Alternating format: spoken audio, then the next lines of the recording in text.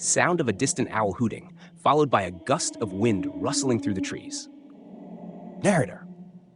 In the heart of Tennessee, where the mist hangs heavy over the fields and the forests whisper ancient secrets, lies the tale of the Bell Witch, a haunting that would become one of America's most infamous ghost stories. Sound of footsteps crunching on dry leaves, the creak of an old wooden house. The story begins in 1817, when John Bell and his family, having settled in Robertson County, Tennessee, began to experience strange and terrifying phenomena. It started with odd sightings: an animal with burning eyes in the cornfield, a giant bird that defied the hunter's bullet, and a mysterious little girl in green seen swinging from a tree. But these were only the beginning. Sound of chains dragging across a wooden floor, followed by the faint sound of rapping on walls. Soon, the Bell family home was besieged by strange noises: chains clattering across the floors, rats gnawing at the bedposts, and the eerie sound of disembodied voices. But it was Betsy Bell, the beautiful daughter of John Bell, who bore the brunt of the witch's torment. Sound of a girl's scream, the rustle of bed sheets being yanked away. Night after night, the witch would invade Betsy's room, yanking the covers from her bed, sticking pins into her body, and slapping her with a cold, clammy hand. Her terrified screams echoed through the house, but no matter what they did, the family could not escape the witch's wrath.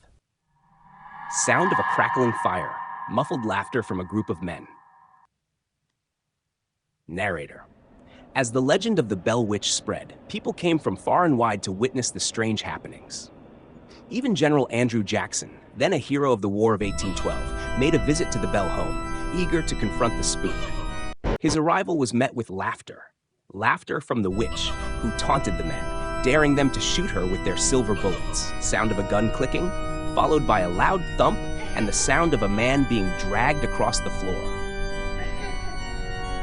One of Jackson's companions, a self-proclaimed witch layer, was particularly confident that he could rid the Bells of their tormentor. But when he aimed his pistol at the unseen specter, the gun refused to fire. Instead, the man found himself grabbed by the nose and dragged around the room by an invisible force, much to the amusement of Jackson, who declared that he had never had so much fun in his life. Sound of footsteps, followed by the creaking of a medicine cabinet door opening. The witch's hatred for John Bell was unrelenting. In 1820, he fell ill with a mysterious condition that left him unable to eat. His symptoms were inexplicable. He felt as though a stick of wood was lodged in his mouth, pressing against his cheeks. As his condition worsened, the witch's taunts grew louder. Finally, in December of that year, John Bell died, and the family found a strange, smoky-looking vial in their medicine cabinet. The contents of the vial, when tested on a cat, proved to be lethal.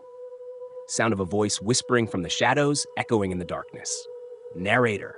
The witch's voice rang out in the silence of the house.